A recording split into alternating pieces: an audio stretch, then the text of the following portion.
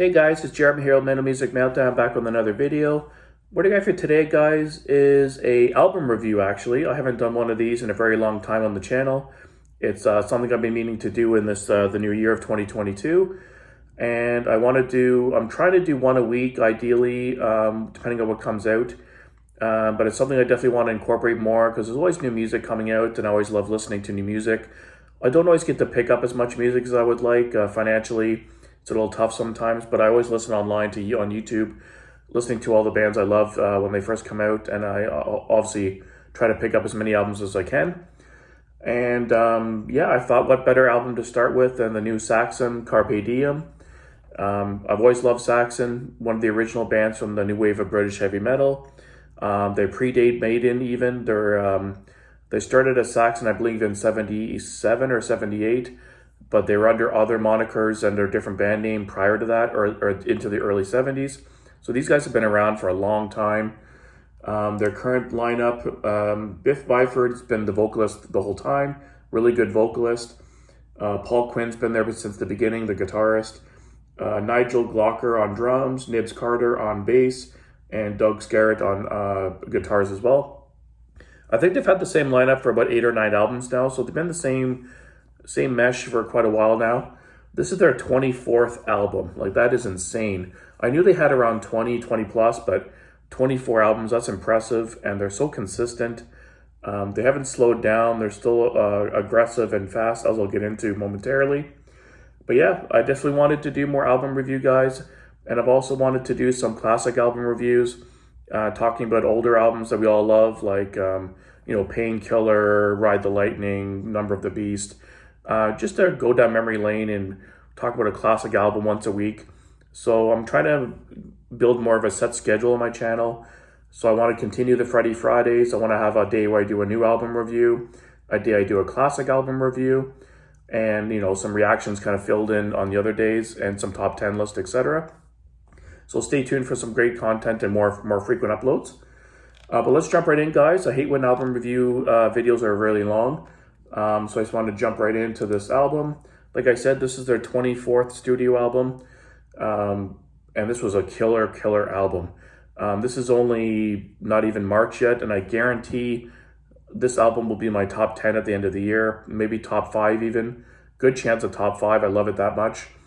I was expecting a solid album, teams, guys. Their previous release, Thunderbolt, was really solid, but this was killer. I think this is the best album they've done in 10 or 15 years at least. It's just, I loved it. I listen to it all the time. Every song has catchy riffs. It's got crunchy riffs. It's heavy. It's got energy. Most of these guys, I think one guy's in his 50s. The rest are like late 60s, 70. And these guys didn't slow down at all. I hate to do a direct comparison, but the new Maiden album, Shinzitsu, solid album. I enjoyed it. There's nothing wrong with it. It's a great album by Maiden. But this kicks the shit out of that album. It's heavier, it's got more energy. Maiden, I find, are slowing down. The songs are always like low to mid pace. There's no like really aggressive music anymore. But these guys brought the heavy riffs, the upbeat tempos, killer songs. So let's just run through the track listing here quickly to kind of give my couple thoughts on each song. So the opening song is the title track, Carpe Diem. Starts off with a slow build and then like this kind of war drum intro, really cool sounding. And then it blasts into this like 80s, like super heavy riff. It's just it sounds like an 80s banger, but it has a modern production to it. Still sounds fresh and new, but it's an amazing song. The chorus is so good and catchy. A killer song, perfect way to start the album. The second song, Age of Steam, similar thing. Super crunchy riff, super heavy. Energy levels up high still.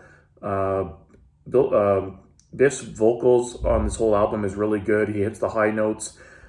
Solid performance all the way through. I didn't really hear a song that he didn't sound too good on. But yeah, Age of Steam is another one. Really catchy riffs.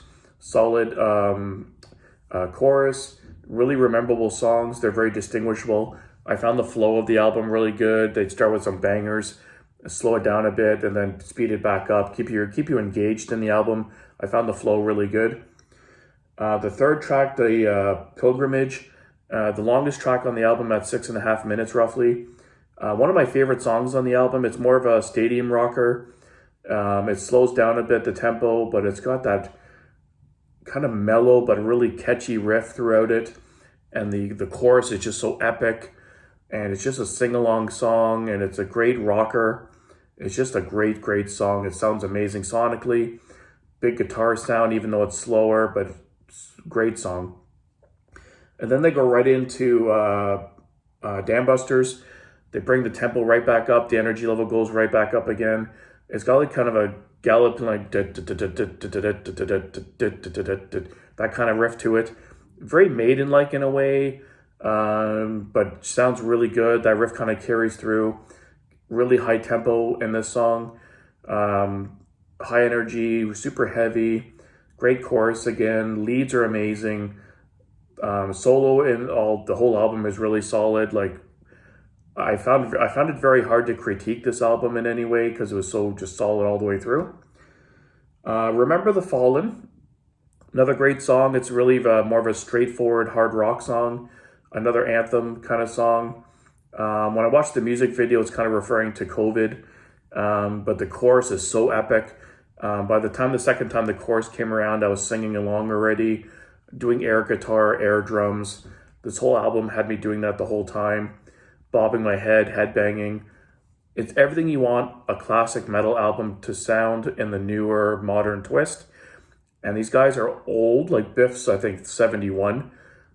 And he doesn't sound like they're old and wearing down. They got the energy, they got the punch. The riffs are bordering on thrash. They're that crunchy in parts.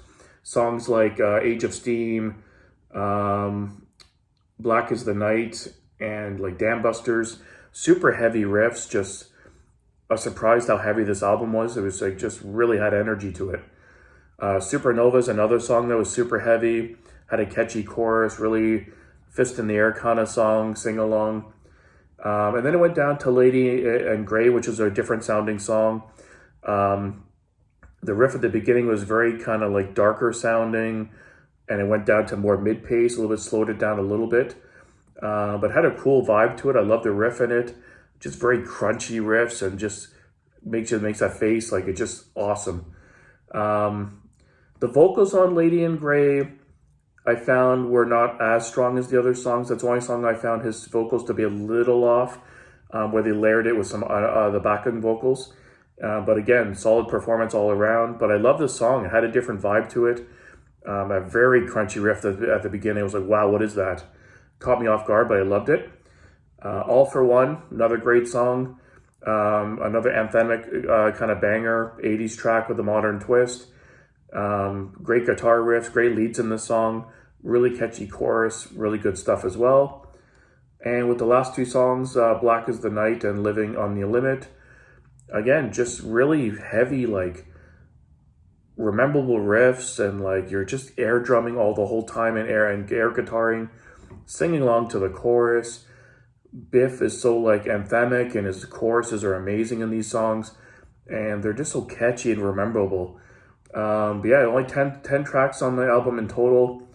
For me, the overall standout tracks I would have to say are Carpe Diem, The Pilgrimage, and Remember the Fallen, Dambusters, and probably Lady in Grey are the standard tracks for me. But there was no weak tracks on this album. There was nothing I really, after listening to it multiple times, there's nothing I really skipped. I listened to the whole thing all the way through. And like I said, I think this mopped the floor with a new Maiden album, if I'm being honest, guys. I really enjoyed the Maiden album at first, but the more I listened to it, I kind of, not lost interest, but I just didn't go back to it as frequently. I gradually listened to it less and less. I can't get enough of this album. I've been listening to it consistently since it came out. I think it was released on the 4th of February. So definitely go pick up this album, guys. Support these guys. They should be way bigger than they are. They've been around so long, and they deserve more recognition. And they're a popular band. Like if you're a metalhead, you know Saxon, but they should be way bigger than they are. I don't know why they're not bigger. They're one of the most consistent bands ever. And if I have to give this a rating, guys, I'm going to put it right here. Easily out of 10, I'll do a rating. I'm going to give this album a 9.25. near perfect album. A couple little dips here and there, but very, very slight. I love this album. Definitely check it out, guys. And leave some comments down below if there's any other new releases or classic releases you want me to do on the channel. I'm always welcome to suggestions. And I'll try to do another album review, hopefully within the next week. So stay tuned for that, guys. Until next time, keep it metal.